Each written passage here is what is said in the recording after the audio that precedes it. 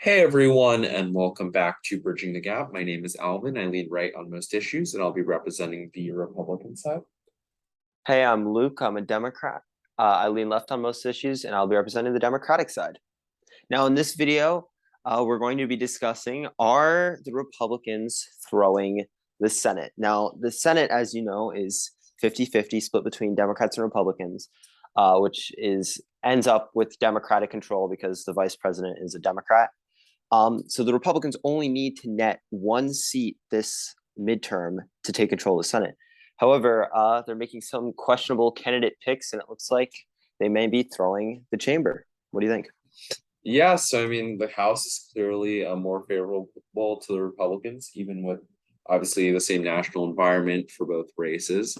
And there's been a lot of speculation, especially among mainstream horse race analysis predictors like 538, that talk about how Republicans have really low candidate quality, which is making them have a lower chance to take the Senate.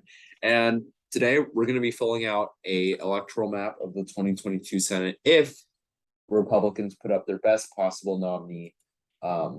This map works because the Democrats mainly don't have competitive primaries in their Senate this year. Most of the races were either with a Democrat incumbent, all the toss-ups, I mean, or on the other hand, there's just a clear front runner that all the Yeah. Democrats vacated for and let win. So let's start with the safe races that we don't need to talk about for the Republicans here. Hmm. Here we go. Here we go. I don't think these matter at all. So, Hmm. um, I think that's good.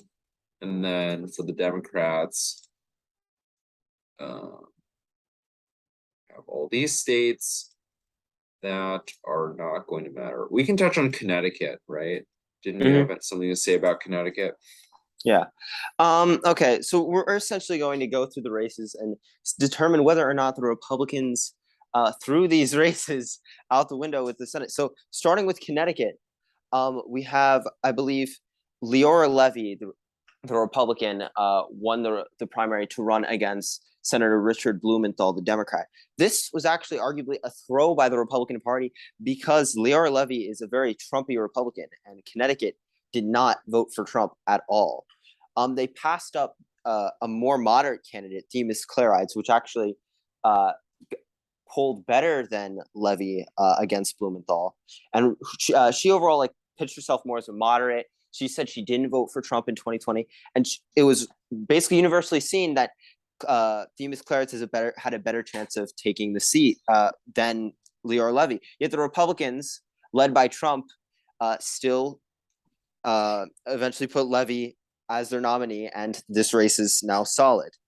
Um, on the other hand, with a safe R seat, with the reverse, we could look at Missouri, and Alvin, you could discuss that one. Yeah, in Missouri, we see a very strong candidate in Eric Schmidt. Obviously, he's held statewide office. He's holding statewide office, right, currently. And there was a worse Yeah, Eric Greitens. scandal plagued governor, former governor, that the Republicans did not nominate. So that's why we're keeping Missouri in the safe column, since this map is if Republicans nominate their best Mm-hmm. nominees. I think we should still keep Connecticut in the safe column just because in the Yep. polls, even the better, more moderate nominee was losing to Blumenthal by 11. So Mm-hmm. I think that's just fair. Yeah. And in we should just touch on Alaska and Washington really quick. This is not an updated Senate prediction video, but in Alaska we saw Murkowski cement her lead. Alaska is going to be safe far, and in Washington, we've seen how after those primaries, Tiffany Washington, Smiley. yeah, Yeah. Tiffany Smiley seems to not really have a chance, but there was one poll that showed her in striking distance of making this likely. But we're just going to keep this as safe. Smiley is probably the best candidate the Republicans could have Mm-hmm. in Washington anyway. So there we go. Okay, let's keep going through. Yeah, Um, let's move to Colorado. so in Colorado, I would actually argue this is a non-throw by the Republicans. So we have Joe O'Dea, a moderate Republican who managed to break out of the primary against Ron Hanks, more conservative Republican. And I think nominating a moderate Republican is a good choice for Colorado. And this could actually make the race more competitive. I think I think that for sure he was the best choice. Biden won this state by 13. So yeah, I think it's better to elect a more moderate Republican. Yeah. Yeah, so this is likely, and we're just gonna keep it likely. There we go. Now the final few non-throws by the Republicans. Obviously, Iowa, there's an Iowa, yeah. incumbent Republican Grassley. senator, keeps it red.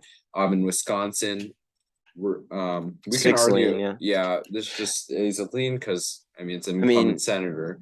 yeah, It's not going to be a throw because it's impossible yeah. to replace him. It's impossible to replace an incumbent. Yeah. In Florida, this is either safe or likely. Where do you want to put this, Luke? It's not a Just throw. keep it where it was before, safe. Safe, okay. And then the rest. Yeah, I believe Could we can just keep going through. we can Let's start with the western side of the country and just kind of make our way to the east, right? Yeah, so yeah, in Nevada, obviously Adam Laxalt's the Republican nominee, and he is not a throw by any means. You'd be hard pressed to find a better candidate for the Yeah, Republicans in Nevada. former attorney general. We kept this as Tiltar, I believe. Yeah, Tiltar.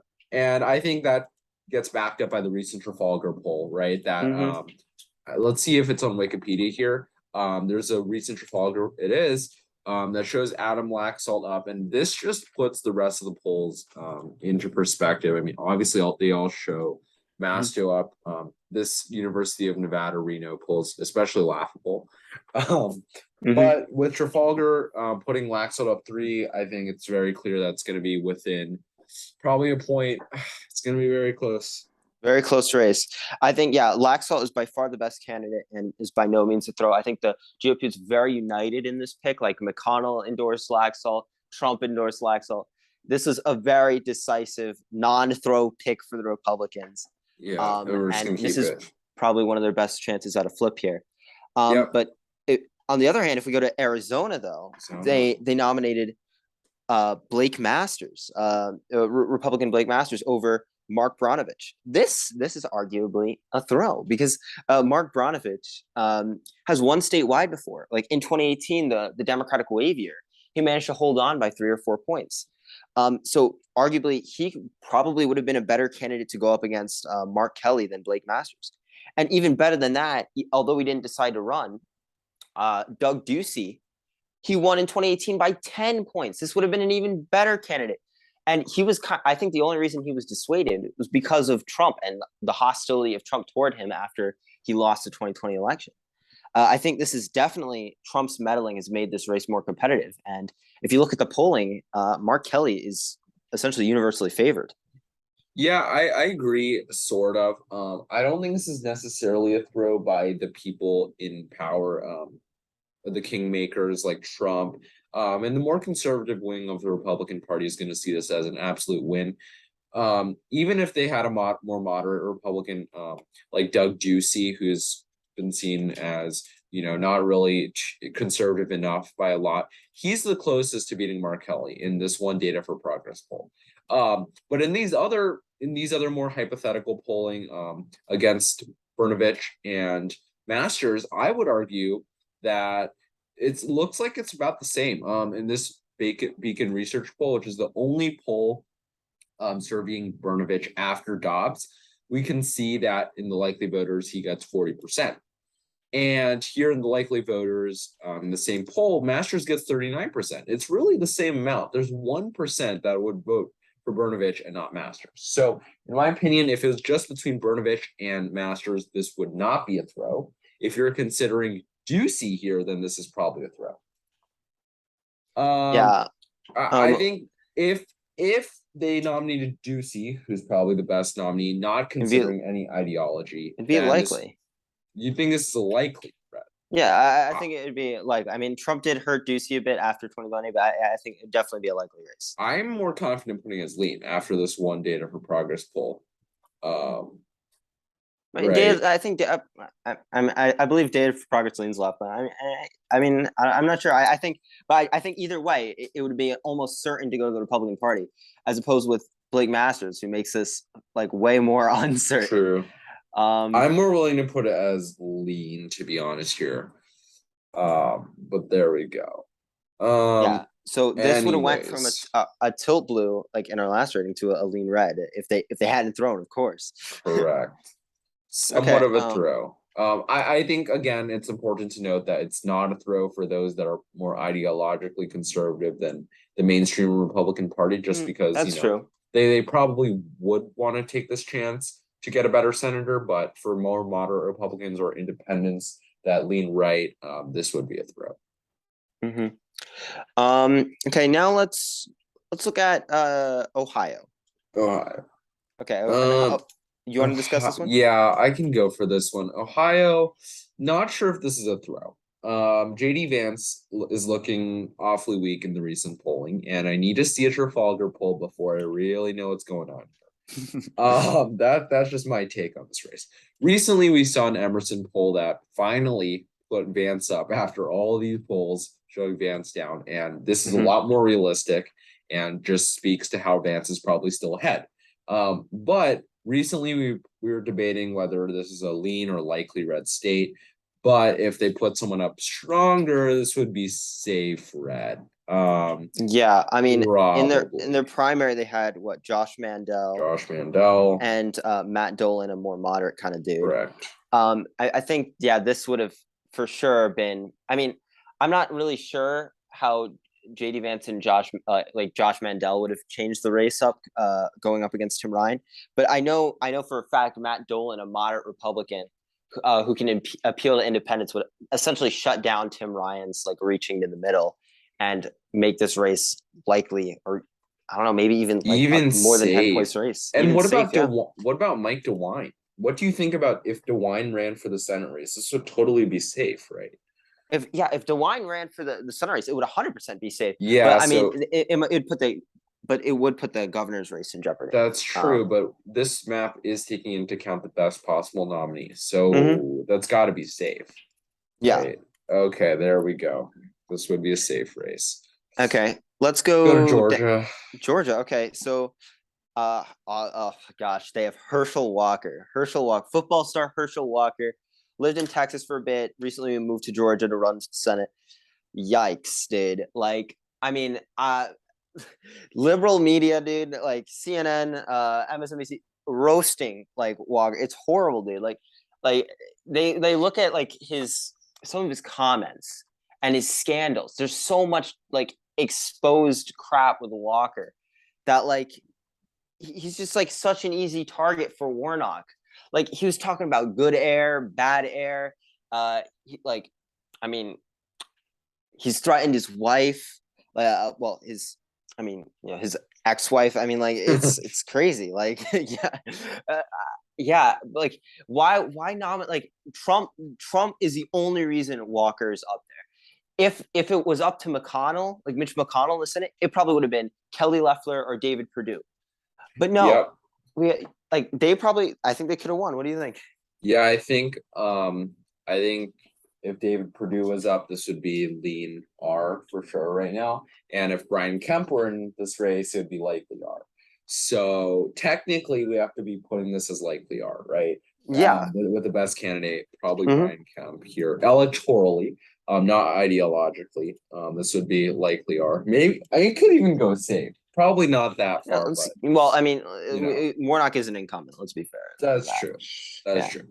Um. North Carolina. My opinion is that North Carolina is not a threat. Uh, Ted Budd is honestly strong enough, and I think no matter who you put up here, is going to be within a lead margin.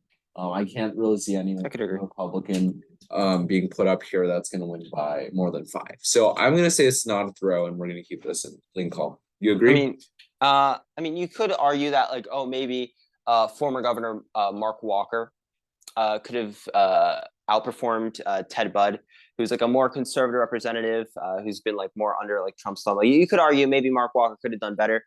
Uh, but I believe Mark Walker did lose his governor's race as an incumbent in 2016 as I believe that was 2016 Mm, as a Republican. So I don't. Yeah, I think Ted Budd's probably. I don't really see any difference. Like I think Ted Budd's gonna do fine. I think Lenar. I think he's probably the best candidate they could have ran. I agree. In Pennsylvania, you want to do this one? Oh no, you. I believe you have a few Okay. words on this. All right. Pennsylvania, not gonna lie, I was not really a fan of any of the Republican candidates. Obviously, in the beginning, months of this race, we saw Sean Parnell basically have the nomination on lockdown for the Republicans. And he would have probably smoked Fetterman and simply campaigned on Fetterman's, progressive, um, anti-fossil fuel rhetoric, which would probably win in Pennsylvania here. And I would honestly have this as a lean R margin. As we moved into the primary season, we saw David McCormick, Dr. Oz, and Kathy Barnett surge in the three-way race once Sean Parnell left the race due to his personal problems. And Trump gave Dr. Oz the nomination. Far right Republicans looked at Kathy Barnett, who they saw as a Black woman that would still champion very far right ideas. She was against LGBT, she was against Muslims in her past, pretty far right. We also have David McCormick, who was probably less electable than Sean Parnell, but he was a moderate Republican, more I wouldn't say moderate moderate, but more more moderate. moderate than Yeah. the other two. You do have to be relative here. There's some concerns that he was shilling for China, so not really sure how that would go. But I think if Sean Parnell was in this race, this would be a lean R margin right now, in comparison to the current polls. Do you agree? Well, I mean, I would say with the best candidate, this probably would be Leonard. I'm not sure if that would be Sean Parnell, obviously with the family problems and the scandal at the end. Maybe McCormick could have got it there. But like, yeah, Dr. Oz is just really flawed. Like Trump again, this is a result of Trump endorsing Dr. Oz right at the end. That's the only reason Dr. Oz won. And the guy, I mean, we've mentioned before, double carpetbagger from Turkey, from New Jersey. Like, dude, like, oh my. He's not like you have to be a Pennsylvanian to win in Pennsylvania. Like, I mean, that should be like a key to winning. Like any race, like for a Senate race, you have to be from the state you're running from. Like, I don't know, it's like a complete throw. Yeah, And unless your name is Hillary Clinton, then if your name is Hillary Clinton, then you can win in a Senate race that is not your home state. But if your name is not Hillary Clinton, then you should probably be in your own state. yeah, Fetterman's just been memeing him. But yeah, I believe this would be Leonard. Yeah, and then for the last race, we have New Hampshire, which hasn't actually nominated the Republican yet, but it seems to be going in the direction of a draw. And I'm gonna discuss this one here. So we have the front runner in the Republican primary is Don Bolduc. He ran against Gene Shaheen in 2020 for that Senate race, and he lost by 13 points. Now, I don't know. He's like a pretty generic conservative, from what I can tell, a generic Republican rather. But some of his positions are kind of weird. Like he wants a return, a revoking of, I believe, what was it, the 17th Amendment, like getting rid of the direct election of senators, returning it to the what is it, state legislators. I mean, that's kind of crazy, man. I don't think that'll do you any favors in a Senate race where the people are electing you. I mean, I think he makes it. If he were to be nominated, which it looks like he's on track to be nominated, I think this would stay a lean blue race. On the other hand, if the Republicans nominated Chuck Morse, like the leader of I believe the New Hampshire State Senate, or Chris Sununu, the incoming governor, it would be more certain, like especially Chris Sununu, it would be more likely to go to the Republican Party, and they'd be able to flip another Dem seat if they were smart about this, Yeah, I think you're also missing Kelly Ayotte. But other than that name that we should throw in there, most people had this as a safe R if Chris Newman threw his name in the hat. Although that would probably throw the governor race in New Hampshire and make it really competitive. But New Hampshire would have been safe red. in this on the Senate level if Christina ran, and probably lean R if Kelly Ayotte ran. Yeah. So here's the Senate map. Pretty Yeah. crazy Senate map here. 54 to the Republicans, 46 to the Democrats. Yeah, it's If insane. Republicans ran their most electable candidates. Red Eagle politics fans, please don't kill us for using the term God, for that's using true. the term electable. This is the most electable candidate, not the most ideologically consistent candidate for Yeah. Republicans. You see that This right is there? it. That's insane. 54 54 Republicans in the 46. Senate. That's 4 flips. Like, oh my. That's a lot of flips. Yeah. This is the most ideal, probably the most ideal, with the most ideal candidates on every level. Yeah, we go. that would have been that's a red wave right there if they elected those. And now it's closer. Yeah, it's yeah, insane. I mean, I think we should just do a bonus, just a bonus. And that's gonna be Larry Hogan in Maryland. I think we should move this to likely, Luke. Oh my god! Just because if oh Larry yeah, Hogan ran in Maryland, you're right.